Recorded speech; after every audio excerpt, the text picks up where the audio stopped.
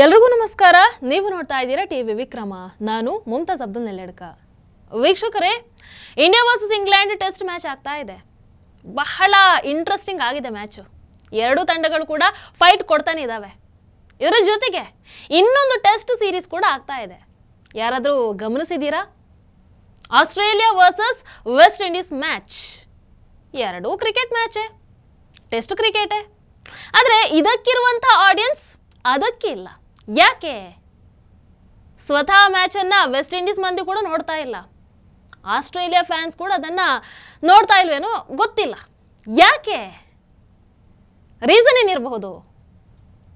ಯಾಕಂದರೆ ಎಲ್ರಿಗೂ ಗೊತ್ತಿದೆ ಅಲ್ಲಿ ಗೆಲ್ಲೋದು ಆಸ್ಟ್ರೇಲಿಯಾನೇ ಅಂತ.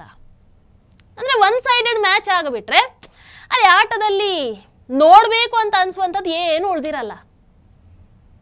ವೀಕ್ಷಕರೇ, ಯಾಕೆ ನಾನು ಈ ಉದಾಹರಣೆಯನ್ನು ಕೊಟ್ಟೆ ಅಂತ ಹೇಳಿದ್ರೆ, ನಮ್ಮ ಭಾರತದ ರಾಜಕೀಯ ಕೂಡ 11 ವರ್ಷಗಳಿಂದ ಹೀಗೆ ಆಗಿಬಿಟ್ಟಿದೆ. ಒಂದು ಸೈಡಲ್ಲಿ ಬಿಜೆಪಿ ಆರಾಮಾಗಿ ಗೆಲ್ತಾನೆ ಇದೆ, ಇನ್ನೊಂದು ಕಡೆ ನೋಡಿದ್ರೆ ಕಾಂಗ್ರೆಸ್ ಒಂದೊಂದೇ ಸೋಲನ್ನ ಅನುಭವಿಸ್ತಾನೆ ಬರ್ತಾ ಇದೆ. ನಿಜ ಹೇಳಬೇಕು ಅಂದ್ರೆ 70 ವರ್ಷಗಳಲ್ಲಿ ಕಾಂಗ್ರೆಸ್ ಏನು ಮಾಡ್ತು ಅಂತ ಕೇಳ್ತೀವಲ್ವ ನಾವು, ಅದು ತಪ್ಪು.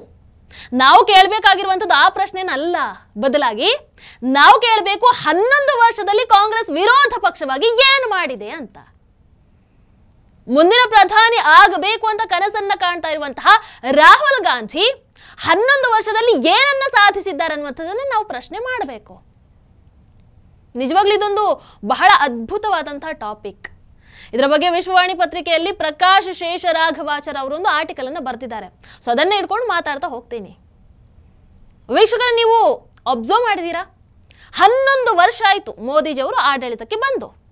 ಈ 11 ವರ್ಷಗಳಲ್ಲಿ ಮೋದಿಜಿಯವರ ಬಹಳ ದೊಡ್ಡ ವೈಫಲ್ಯ ಏನು? ವಿರೋಧ ಪಕ್ಷವಾಗಿ ಕಾಂಗ್ರೆಸ್ ಪ್ರಕಾರ ಮೋದಿಜಿಯವರು ಒಂದೇ ಒಂದು ಪ್ರೆಸ್ ಮೀಟ್ ಅನ್ನ ಮಾಡಲೇ ಇಲ್ಲ. ಅದು ಮೋದಿಜಿಯವರ ಬಹಳ ದೊಡ್ಡ ಸಮಸ್ಯೆ. ಅವರ ಪ್ರಕಾರ ಮೋದಿಜಿಯವರ ಬಹಳ ದೊಡ್ಡ ಫೇಲ್ಯೂರ್ ಅದು. ಮೋದಿಜಿ ಪ್ರೆಸ್ ಮೀಟ್ ಮಾಡಲ್ಲ. ನಿಜವಾಗ್ಲೂ ಇದೊಂದು ದೊಡ್ಡ ಸಮಸ್ಯೆನಾ? ಫೇಲ್ಯೂರಾ ಇದು? ನಗು ಬರುತ್ತೆ ಕೇಳಿದ್ರೆ. ಆದ್ರೆ 11 ವರ್ಷದಿಂದ ಕಾಂಗ್ರೆಸ್ ಇದನ್ನ ಮಾತ್ರ ಹೇಳ್ಕೊಂಡು ಬರ್ತಾ ಇದೆ. ಬಿಕಾಸ್ ಅವರಿಗೆ ಇದನ್ನ ಬಿಟ್ರೆ ಮೋದಿಜಿಯವರ ವಿರುದ್ಧ ಮಾತನಾಡಬೇಕು ಅಂತಂದ್ರೆ ಬೇರೆ ವಿಚಾರನೇ ಸಿಗ್ತಾ ಇಲ್ಲ.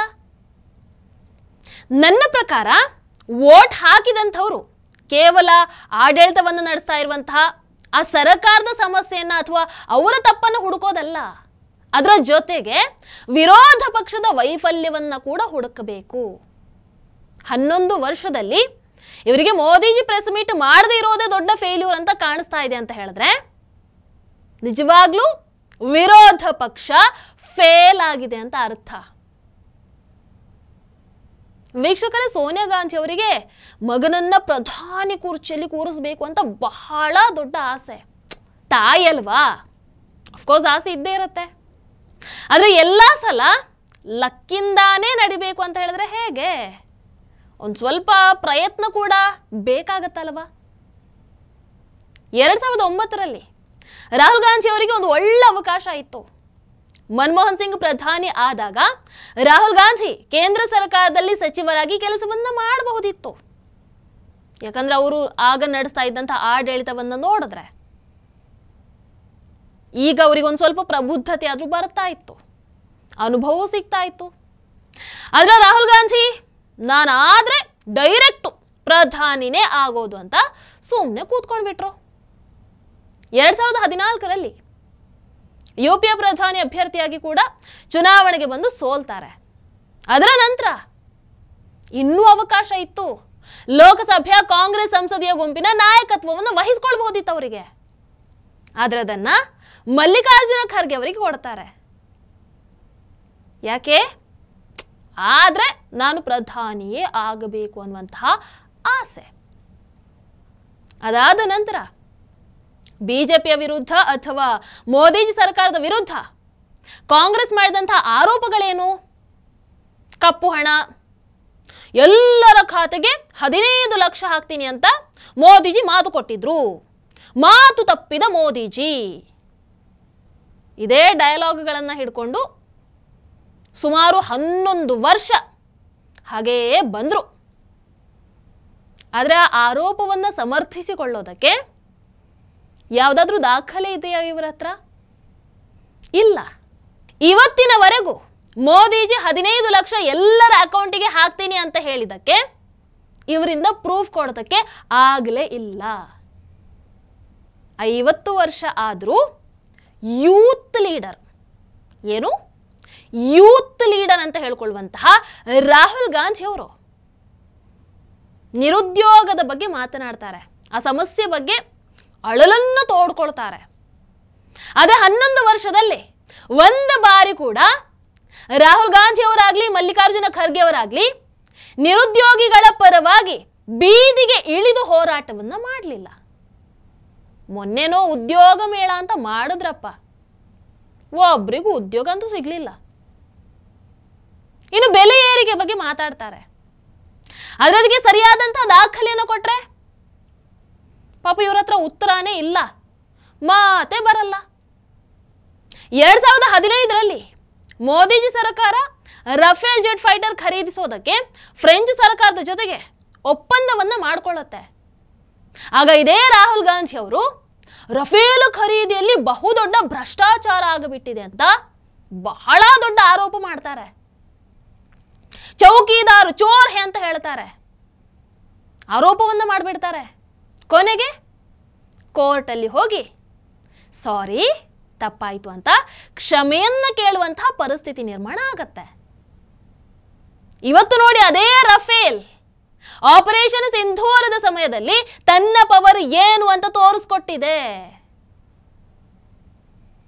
ವೀಕ್ಷಕರು, ಇನ್ನು ನೋಟು ರದ್ದತಿಯಾದಾಗ ಸಾವಿರಾರು ಸಣ್ಣ ಉದ್ದಿಮೆಗಳು ಬಾಗಿಲು ಹಾಕಬೇಕಾಯಿತು ಅಂತ ರಾಹುಲ್ ಗಾಂಧಿ ಆರೋಪವನ್ನ ಮಾಡ್ತಾರೆ. ಆದ್ರೆ ಬಾಗಿಲು ಹಾಕಿದಂತ ಉದ್ದಿಮೆಗಳ ಮಾಲೀಕರಾಗಿರಬಹುದು ಅಥವಾ ಅದರ ನೌಕರರ ಜೊತೆಗೆ ರಸ್ತೆಗೆ ಇಳಿದು ಅವರಿಗೆ ನ್ಯಾಯವನ್ನ ಕೊಡಿ ಅಂತ ಹೋರಾಟವನ್ನ ಮಾಡಿದ್ರ, ಸರ್ಕಾರವನ್ನ ಒತ್ತಾಯ ಮಾಡಿದ್ರ? ಇಲ್ಲ. ಯಾಕೆ? ಇದ್ರಲ್ವಾ ಒತ್ತಾಯ ಮಾಡೋದು, ಸುಮ್ಮನೆ ಒಂದು ಹೇಳ್ಬಿಡ್ತಾರಷ್ಟೇ. ಇನ್ನು ಪೆಗಾಸಿಸ್ ಮೂಲಕ ಮೊಬೈಲ್ ಫೋನ್ ಹ್ಯಾಕ್ ಮಾಡಿ ಕೇಂದ್ರ ಸರ್ಕಾರ ತಮ್ಮ ವಿರೋಧಿಗಳ ಮೇಲೆ ಕಣ್ಗಾವಲನ್ನ ಇಟ್ಟಿದೆ ಅಂತ ಹೇಳ್ತಾರೆ. ಆಯ್ತಪ್ಪ ನೋಡೋಣ ನಿಮ್ಮ ಫೋನು ಕೊಡಿ ಅಂತ ಕೇಳಿದ್ರೆ ಸಾಹೇಬ್ರು ಕೊಡೋದೇ ಇಲ್ಲ. ಪಾಪೆ ಬೇರೆ ಇನ್ನೇನು ಸೀಕ್ರೆಟ್ ಇರ್ಬೋದು ಬಿಡಿ. ಆಮೇಲೆ ಇನ್ನೊಂದು ಶುರು ಮಾಡ್ಕೊಂಡ್ರು, ಇದೆಲ್ಲ ನಾವು ಸೋಲ್ತಾ ಇದ್ದೀವಲ್ಲ, ಇದು ನಾವು ಸೋಲ್ತಾ ಇರೋದಲ್ಲ, ಹ್ಯಾಕ್ ಮಾಡಿ. ಎಂತ ಹ್ಯಾಕ್ ಮಾಡಿ? EVM ಹ್ಯಾಕ್ ಮಾಡಿ ನಮ್ಮನ್ನ ಸೋಲಿಸ್ತಾ ಇರೋದು ಅಂತ ಹೇಳಿದ್ರು. ಆಮೇಲೆ ಅದು ಆಯ್ತಾ, ಲಾಸ್ಟ್ಗೆ ಚುನಾವಣಾ ಆಯೋಗನೇ ಸರಿ ಇಲ್ಲ ಅಂತ ಹೇಳ್ಬಿಟ್ರು. ಅವರೇ ಮ್ಯಾಚ್ ಫಿಕ್ಸಿಂಗ್ ಮಾಡ್ಕೊಳ್ತಾ ಇದ್ದಾರೆ ಅಂತ ಆರೋಪವನ್ನ ಮಾಡ್ಬಿಡ್ತಾರೆ. ಆದ್ರೆ ಒಂದಕ್ಕಾದ್ರೂ ಸಾಕ್ಷಿ ಇದೆಯಾ? ಒಂದಕ್ಕೂ ಸಾಕ್ಷಿ ಇಲ್ಲ. ಇಲ್ಲಿ ಮಜಾ ಏನು ಅಂತ ಹೇಳಿದ್ರೆ, ಇದರ ಮಧ್ಯ ಜಾತಿ ಗಣತಿ ಅಂತ ಒಂದು ಶುರು ಮಾಡ್ಕೊಳ್ತಾರೆ. ಆದ್ರೆ ಕೊನೆಗೆ ಮೋದಿಜಿಯವರೇ ಬಂದು ಅದನ್ನ ಟುಸ್ಪಟಾಕಿ ಮಾಡಿಬಿಟ್ರು. ವೀಕ್ಷಕರ, ರಾಹುಲ್ ಗಾಂಧಿ ಅವರ ಪ್ರಕಾರ ವಿರೋಧ ಪಕ್ಷ ಅಂತ ಹೇಳಿದ್ರೆ ಕೇವಲ ಹೆಜ್ಜೆ ಹೆಜ್ಜೆಗೂ ಆರೋಪವನ್ನ ಮಾಡೋದು. ಅವ್ರು ಹಾಗೆ ಅಂದ್ಕೊಂಡಿದ್ದಾರೆ. ಆರೋಪವನ್ನ ಮಾಡ್ತಾ ಮಾಡ್ತಾ, ಮೋದಿಜಿಯವರನ್ನ ಹೇಟ್ ಮಾಡ್ತಾ ಮಾಡ್ತಾ, ಅವರನ್ನ ಬೈತಾ ಬೈತಾ ಕೊನೆಗೆ ನಮ್ಮ ದೇಶದ ಸೇನೆಯನ್ನ ಕೂಡ ಅವಮಾನಿಸುವಂತಹ ಮಟ್ಟಕ್ಕೆ ಇಳಿದು ಬಿಡ್ತಾರೆ. ಬೇರೆ ದೇಶಕ್ಕೆ ಹೋಗಿ ಭಾರತವನ್ನ ಕೀಳಾಗಿ ನೋಡುವಂತಹ ಮಟ್ಟಕ್ಕೆ ಇಳಿದು ಬಿಡ್ತಾರೆ. ಅದೇ ಬೇರೆ ದೇಶದ ಬಗ್ಗೆ ಒಳ್ಳೆಯ ಮಾತುಗಳನ್ನ ಆಡುವಂತಹ ಮಟ್ಟಕ್ಕೆ ಇಳಿದು ಬಿಡ್ತಾರೆ. ಬೇರೆ ದೇಶ ಯಾಕೆ ಡೈರೆಕ್ಟ್ ಆಗಿ ಹೇಳ್ತೀನಿ, ಪಾಕಿಸ್ತಾನ. ಪಾಕಿಸ್ತಾನದ ಮೇಲಿರುವಂತಹ ಪ್ರೀತಿ ಭಾರತದ ಮೇಲೆ ಇಲ್ಲ ವ್ಯಕ್ತಿಗೆ. ಬಹಳಷ್ಟು ಕಾರ್ಯಕ್ರಮಗಳ ಮೂಲಕ ನಾನು ಅದನ್ನು ಪ್ರೂವ್ ಸಮೇತ ಮಾಡಿದ್ದೀನಿ.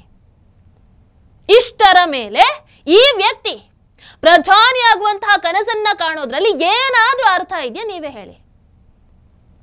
11 ವರ್ಷಗಳಲ್ಲಿ ಒಂದು ವಿರೋಧ ಪಕ್ಷದಲ್ಲಿ ಇದ್ದುಕೊಂಡು ತನ್ನನ್ನ ತಾನು ಪ್ರೂವ್ ಮಾಡೋದಕ್ಕೆ ಆಗದಂತಹ ವ್ಯಕ್ತಿ, ಏನು ಮಾಡೋದಕ್ಕೆ ಆಗದಂತಹ ವ್ಯಕ್ತಿ, ಇನ್ನು ಅಧಿಕಾರವನ್ನ ವಹಿಸಿಕೊಂಡು ಪ್ರಧಾನಿ ಪಟ್ಟದಲ್ಲಿ ಕೂತ್ಕೊಂಡು ಏನಾದ್ರೂ ಮಾಡೋದಕ್ಕೆ ಸಾಧ್ಯ ಇದೆಯಾ? ದೇಶದ ವಿರುದ್ಧ ಮಾಡ್ತಾರೆ. ನಾನು ಕೇಳುವಂಥದ್ದು, ದೇಶದ ಪರವಾಗಿ ಏನಾದ್ರೂ ಮಾಡೋದಕ್ಕೆ ಸಾಧ್ಯ ಇದೆಯಾ?